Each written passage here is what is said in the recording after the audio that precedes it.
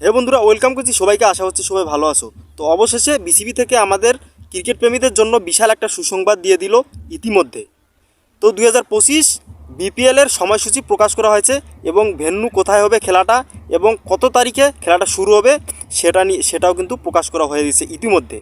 তো বন্ধুগণ, 7টা দল নিয়ে এবারের বিপিএলে চূড়ান্ত পর্ব শুরু হবে।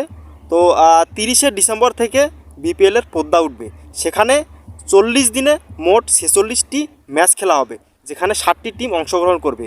এবং সবচেয়ে বড় কথা হচ্ছে যে নকআউটের ম্যাচগুলোতে রিজার্ভ ডে রাখা হয়েছে, যাতে কোনো ধরনের কোনো পয়েন্ট টেবিলের মধ্যে কোনো গ্যামজাম না হয়, সেজন্য রিজার্ভ ডে রাখা হয়েছে।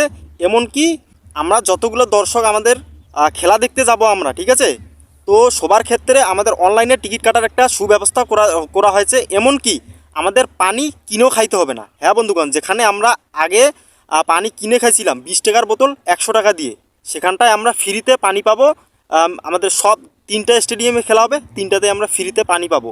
এই ব্যবস্থা করে দিয়েছেন বিসিবি। তো অনেক অনেক ধন্যবাদ বিসিবিকে, আমাদের দর্শকদের জন্য এমন একটা দৃষ্টান্তমূলক ব্যবস্থা গ্রহণ করা।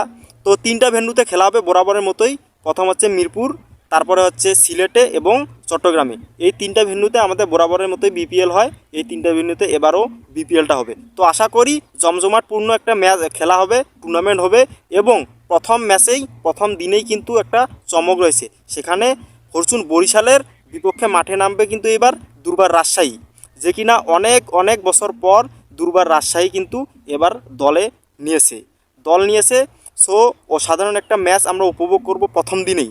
এবং ওই দিনে কিন্তু প্রথম দিনে 2টো ম্যাচ হবে।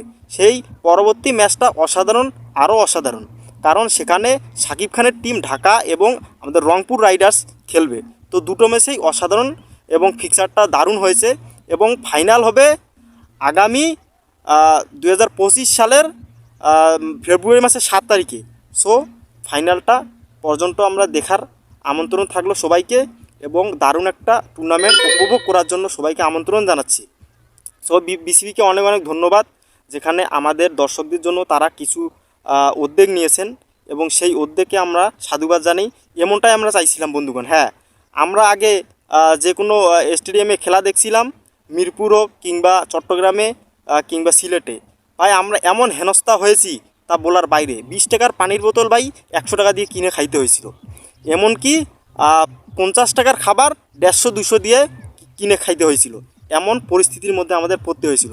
তো বিসিবিকে অনেক অনেক ধন্যবাদ এমন একটা আমাদের জন্য উদ্যোগ নেওয়া। আর নতুন নতুন দেশে নতুন একটা টুর্নামেন্ট, ঠিক আছে, এটা আমরা অবশ্যই এনজয় করব। তো আজকে এই পর্যন্তই। সবাই ভালো থেকো আর চ্যানেলটা সাবস্ক্রাইব করে দিও। বাই।